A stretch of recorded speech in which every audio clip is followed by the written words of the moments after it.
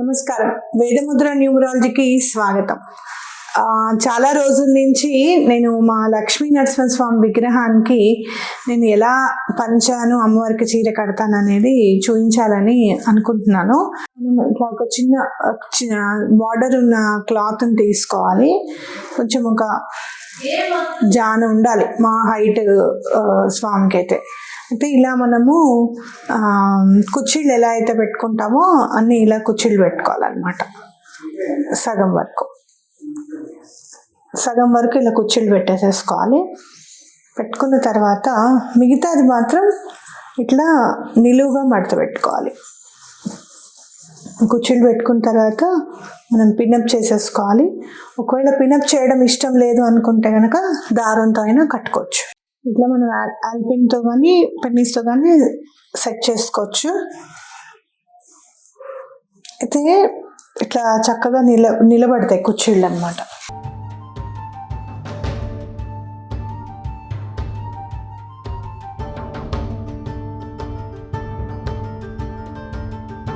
ఇది మనం ఇలా చేసిన తర్వాత ఇక్కడ స్వామికి పై పంచ వేయడానికి మాత్రం అంటే మనం ఒక చీర కొంగుకి పెట్టుకుంటాం చూడండి, కుర్చీలు అలా పెట్టుకోవాలన్నమాట. ప్లీట్స్ చీర కొంగు ఎట్లా అయితే పెట్టుకుంటామో అలా పెట్టుకోవాలి. అలా పెట్టుకొని దీన్ని కూడా మనం సెక్యూర్ చేసుకోవాలి. ఇలా గుండు సూదులు పెట్టే మాత్రం జాగ్రత్తగా ఉండాలి, మళ్ళీ గుచ్చుకోకుండా. ఇలా మనం పంచకేమో కుర్చీలు ఇలా పెట్టాను, ఇదేమో ఇలా పెట్టాను. అయితే ఇక్కడ స్వామిని చూసేటైతే ఈయన మా లక్ష్మీ నరసింహస్వామి, మమ్మల్ని చాలా బాధల నుంచి రక్షించిన స్వామి. అయితే ఈ విగ్రహం కొనేటప్పుడు కూడా నేను ఈ విగ్రహము తీసుకునేటప్పుడు కూడా అంటే స్వామిని మా ఇంటికి తీసుకురావడం కూడా చాలా అనూహ్యంగా జరిగిందని చెప్పుకోవచ్చు. స్వామి ఎంత కరుణ చూపిస్తారు, ఆయన వాళ్ళు అనుకుంటే ఆయన ఎంత బాగా చూసుకుంటారు మనని అనేది మీకు ఎక్స్ప్లెయిన్ చేస్తాను. ఇలా పెట్టిన తర్వాత ఏం చేయాలంటే ఈ మధ్యలో ప్లేస్ ఉంటుందన్నమాట. ఈ ప్లేస్ నుంచి మనం ఏదైతే చీర కుర్చీలు పెట్టాం చూసారా, దాన్ని మనం లాగేసుకుంటాం అనమాట. ఇట్లా కిందకి ఇట్లా ఆ మధ్యలో ప్లేస్ అనేది విగ్రహం తయారీ మీద ఉంటుంది కదమ్మా. కొంచెం పెద్దదైతే వచ్చేస్తుంది. ఇట్లా మధ్యలో ప్లేస్ వచ్చిన తర్వాత స్వామివారికి పై పంచ కిందకి మనం ఇట్లా తీసుకోవచ్చు అనమాట. ఇదంతా ఇట్లా పై పంచది గుంచితే అంత మనకి ఇది వస్తుంది, ఇది ఇట్లా నిలబడుతుంది. ఇట్లా మనం ఇది అయితే స్వామికి నేను మామూలుగా అయితే కనుక పై పంచకు కూడా ఇంకొకటి తీసుకుంటాను. ఎంత మనం అట్లా సన్నగా అట్నుంచి ఇటు కూడా స్వామికి పై పంచ అనేది ఉండాలి. సో నేనేం చేస్తానంటే సేమ్ ఫ్యాబ్రిక్ని కట్ చేసుకుని పెట్టుకుంటాను అనమాట.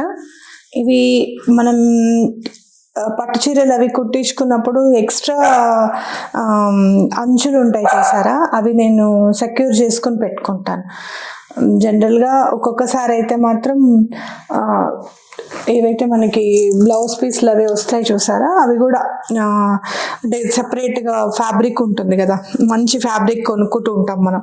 అక్కడ కూడా వెళ్ళి ఒక్కొక్క మీటర్ అది నేను సెపరేట్గా కూడా తీసుకోవడం జరుగుతుంది. అంటే ఎప్పుడు కూడా ఒక్కొక్కసారి ఏమవుతుందంటే మనం చీర ఆల్రెడీ అమ్మవారికి కట్టించి ఉంటాం, దాన్ని చింపలేం కదా, అప్పుడు నేను సపరేట్గా తీసుకోవడం జరుగుతుంది అనమాట. ఇట్లా మనం స్వామివారికి పై పంచ తీసుకున్నాం కదా. ఇట్లా మీకు ఇప్పుడు చూడండి, నాకు పెట్టిన తర్వాత అంచు పైకి రాలేదనిపించింది. అప్పుడు నేను ఏం చేస్తాను, అంచు పైకి రావడానికి అని చెప్పి ఇలా ఉంది, ఇలా కొంచెం చిన్నగా ఇట్లా అయితే మళ్ళీ అంచు పైకి వచ్చేసింది చూడండి. అప్పుడు మళ్ళీ నేను ఇట్లా ఇటు చివర అటు చివర సెక్యూర్ చేసేసుకుంటాను.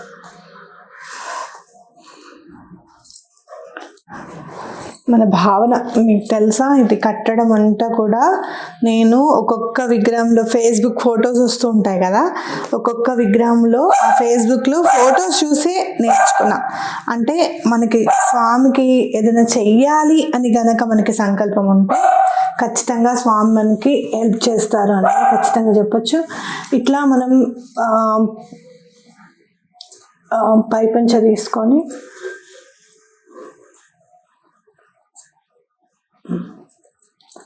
ఇట్లా మనం వేసేసాం చూడండి, చాలా ఈజీ.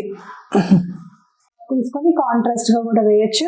అయితే ఇవాళ మాత్రం నాకు స్వామిని మొత్తం పింక్లో కట్టాలి అన్న ఆలోచన వచ్చింది, కాబట్టి నేను పింక్లో తీసుకున్నాను. ఎందుకంటే లక్ష్మీ అమ్మవారిది కూడా చీర కట్టడం చూపిస్తాను, ఆవిడదంతా కూడా గ్రీన్ కలర్ తీసుకున్నాను.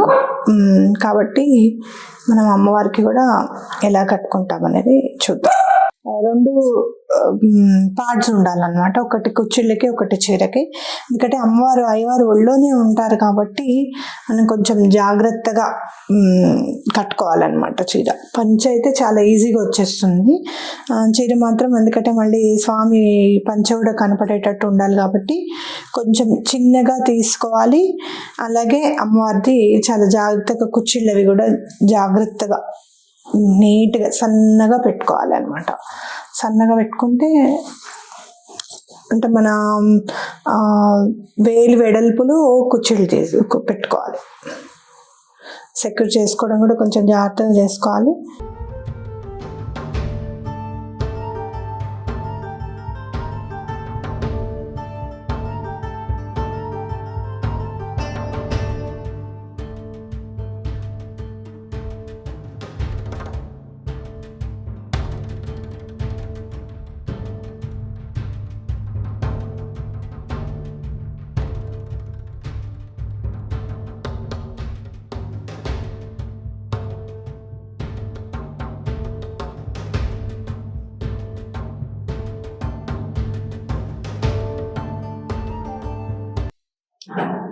ఇలా మొక్కేసుకొని పెట్టుకోవచ్చు.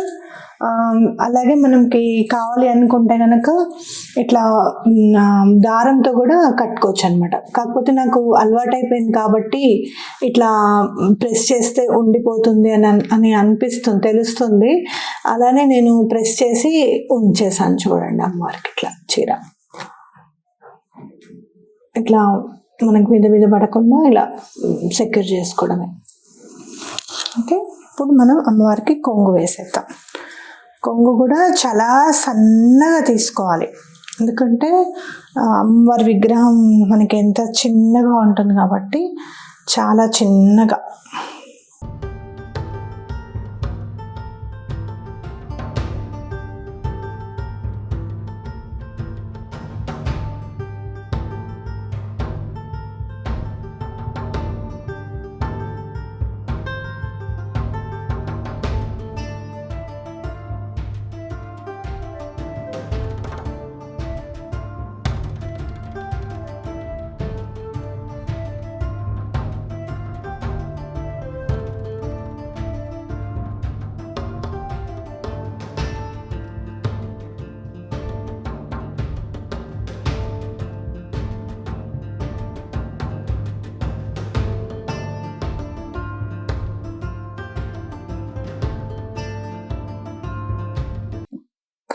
స్వామి కళ్యాణం ఫోటో కూడా ఒకటి మీకు పెడతాను, దాని గురించి కూడా మీకు ఎక్స్ప్లెయిన్ చేస్తాను.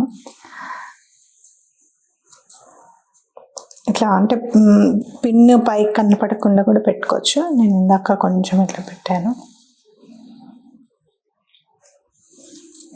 ఎంత మనశ్శాంతిగా ఉంటుందో తెలుసా. నేను ప్రతి శనివారం స్వామికి బట్టలు మారుస్తాను. మరి ఒకవేళ కనుక అవ్వట్లేదు అంటే కనుక ఖచ్చితంగా అమావాస్యకి మాత్రం మారుస్తాను తప్పకుండా. పర్వదినాలు ఉంటాయి కదా, పండగలప్పుడు కూడా తప్పకుండా కొత్తవే వేస్తాను. ఇట్లా మనం ఇగో చూసారా, ఇట్లా సన్నగా ఇలా చేసేసుకోవాలి కొంగుని.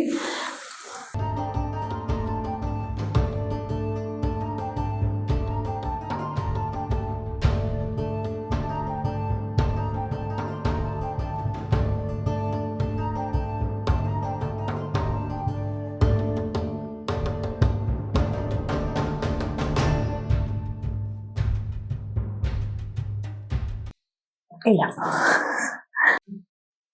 అయ్యవారికి ఇట్లా ముత్యాలతో చేయించాను అనమాట, ఓన్లీ ముత్యాలతో. అప్పుడు కళ్యాణం చేసాం 2021లో. మీరు చూస్తే మన ఛానల్లో ఉంది, చూడండి. 2021లో కళ్యాణం చేసాము, అప్పుడు చేయించాను స్వామికి ముత్యాల దండలు. అమ్మవారికి కూడా అలానే కొంచెం అమ్మవారికి పెద్దగా ఉంటుంది కాబట్టి కాస్త ఇట్లా చిన్నగా చేసి ఇలా వేద్దాం. అయితే నేను ఏం చేశాను అంటే అమ్మవారికి ఇట్లా సూత్రాలు కూడా చేయించామన్నమాట. అంటే కళ్యాణం అప్పుడు చేయించాం, అది కూడా వేసేద్దాం. ఇవి అప్పుడు మట్టెలు కూడా కట్టారనమాట సూత్రాల్లోనే, అలానే ఉంచేసాను నేను. ఎప్పటికైనా అమ్మవారికి అలా చిన్న బంగారం గొలుసు చేసి వేయాలని కోరిక, అమ్మాయి తీర్చాలి ఆ కోరికని. నుంచి స్వామివారి గురించి చెప్పాలి అన్న కోరిక మాత్రం ఉండిపోయింది, అది ఈరోజు నెరవేరిందని చెప్పుకోవచ్చు. అంటే స్వామివారిని అసలు తీసుకొచ్చుకోవాలి అని అంటే చాలా కష్టాల్లోంచి, అసలు అగమ్య గోచరంగా ఉన్న మా పరిస్థితులు జీవితాల్లో ఉన్నాయి అని అంటే ఎలా అయినా సరే స్వామిని ఆరాధించి బయటికి రావాలి అని చెప్పి స్వామి ఆరాధన చేయాలి అనే సంకల్పం కూడా ఆయన నుంచే జనించింది. శ్యామలమ్మ ద్వారానే ఆ ఆలోచన వచ్చింది. సరస్వతీదేవి ఆ స్ఫురణకి తీసుకొచ్చారు అని చెప్పి ఖచ్చితంగా చెప్పుకోవచ్చు. అలా నేను ఆరాధన మొదలెట్టిన దగ్గర నుంచి కూడా స్వామివారిని ఇలా తెచ్చుకోవాలి అని అంటే ఆ డబ్బులు కూడా పోగేసుకోవడం జరిగిందనమాట. వాళ్ళకి ఏం చెప్పాను అంటే, నా దగ్గర ఉంటే మళ్ళీ ఖర్చు అయిపోతాయండి, నేను ఇట్లా మీ అకౌంట్లో వేస్తూ ఉంటాను, మొత్తం కంప్లీట్ అయిన తర్వాతనే మీరు స్వామివారిని పంపించండి అని చెప్పడం జరిగింది. అలా చేసినప్పుడు ఏమైందంటే, వాళ్ళు పంపిస్తున్నప్పుడు మన అందుబాటులో ఉన్న డబ్బుకి స్వామివారి చిరునవ్వు ఉంది చూడండి, ఆ నవ్వు లేదనమాట. మిగతా వేరే విగ్రహంలో కొంచెం స్వామివారు చాలా యోగంలో ఉన్నట్టుగా, అంటే తీవ్ర ధ్యానంలో ఉన్నట్టుగా కనిపించింది. అయితే స్వామివారి చిరునవ్వు అంటే నాకు చాలా ఇష్టం. ఎందుకని అంటే స్వామివారు అసలు నవ్వుతారా, లక్ష్మీనరసింహ స్వామి నవ్వుతారా అని నేను అనుకున్నప్పుడు నాకు ఫేస్బుక్లో కనిపించింది అనమాట. నవ్వుతూ ఉన్న చిత్రం కనపడింది. అబ్బా ఎంత బాగున్నారో స్వామి అని అనుకున్నా. అట్లా నవ్వుతూ ఉన్నదే కావాలి అని నా కోరిక అనమాట. అయితే వాళ్ళకి చెప్తే వాళ్ళు అన్నారు కదా, ఏమండి మీరు అనుకున్న నవ్వుతూ ఉన్న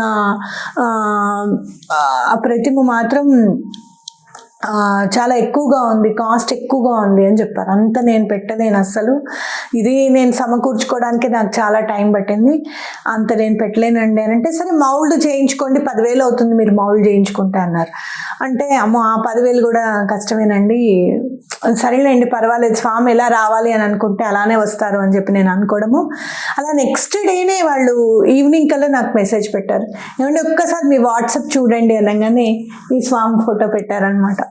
పెట్టి ఏమంటే నవ్వుతూ ఉన్నది కావాలి అని అన్నారు కదా, ఇప్పుడు ఇవాళ మార్నింగే వచ్చిందండి, అది మీరు గుర్తుకొచ్చారు చూడంగానే, మీరు అనుకున్న ప్రైస్లోనే ఉంది. అమ్మయ్య, నవ్వుతూ కావాలి అని అనుకున్నాను స్వామి, అలానే నవ్వుతూ వచ్చారు అని చెప్పి నేను అనుకున్నా.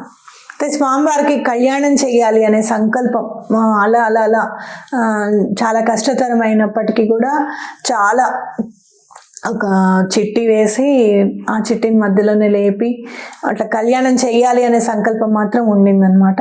అలా కళ్యాణం 2021లో చేసాం. మన దాంట్లో స్క్రోల్ చేస్తే మీకు వీడియో కనిపిస్తుంది, మ్యూజిక్తో ఉంటుంది. అయితే అది చేసినప్పుడు, కళ్యాణం చేసినప్పుడు మీరు చూస్తే చాలా ప్రత్యేకంగా స్వామివారిని అలంకరించుకోవడం, నేనే అలంకరించుకున్నాను అంతా కూడాను. అలంకరించుకున్నప్పుడు అమ్మవారికి జడ కూడా అల్లాను. మళ్ళీ మీకు ఆ జడ ఎలా అల్లాను అనేది మీకు నేను చూపిస్తాను. అంటే అంత అలంకరించుకున్నప్పుడు అమ్మవారికి చీర కూడా మనం ఎట్లయితే కొంగు వస్తుందో వెనకాలకి, ఇట్లా కాకుండా అది కూడా మీకు చూపిస్తాను ఈసారి ఎలా చేశాను. అలా పెట్టడం జరిగింది. ఇక నిద్రపోలేదన్నమాట ఆ రోజు నైట్ అంతా, స్వామివారి అలంకరణతోనే చేసుకుంటూ ఉన్నాము ఇంట్లో అందరం కూడా. అయితే మీరు చూస్తే మీకు ఒక ఫోటో పెడతాను, దగ్గరగా చూపించు స్వామివారిని. మీరు చూస్తే స్వామివారి చూస్తే ఫేస్ చూడండి, ఇట్లా స్ట్రైట్గా ఉంటారు కదా, స్ట్రైట్గానే కనిపిస్తున్నారు కదా మీకు ఇప్పుడు, అవునా?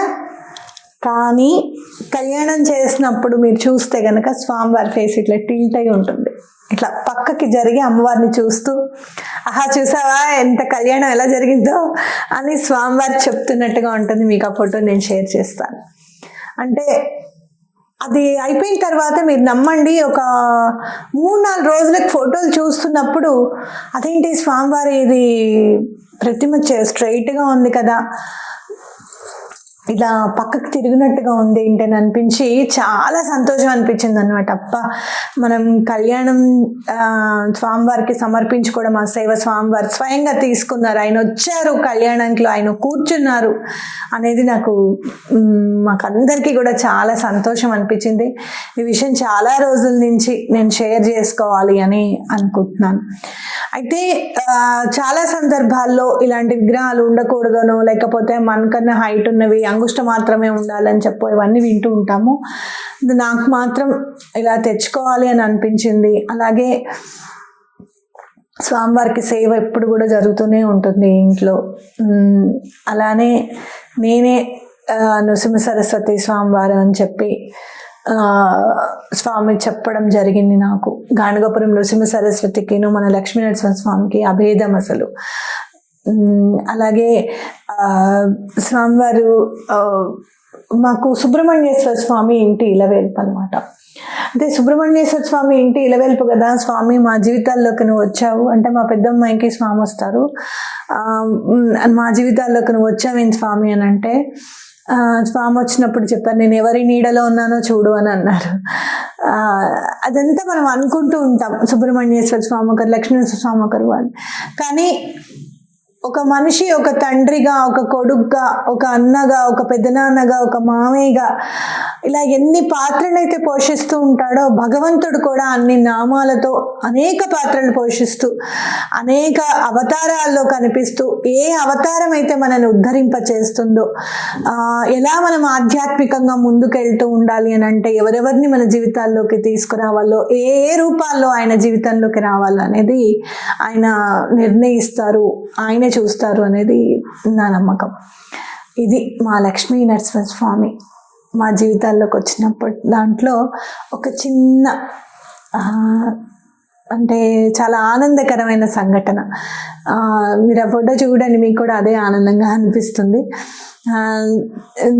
నేను చాలా సందర్భాల్లో చాలామంది గురువుల్ని కానీ లేదంటే ఆధ్యాత్మికంగా మనకంటే ముందున్న వాళ్ళని కూడా కలవడం జరుగుతున్నప్పుడు ఫస్ట్ నేను చెప్పేది ఇదే అనమాట. ఏమంటే మేము కళ్యాణం చేసాం, మా ప్రతిమ ఎలా ఉంటుంది, కానీ ఇక్కడ చూడండి స్వామివారి ఇట్లా చూసినట్టుగా ఉంది అని చెప్పి.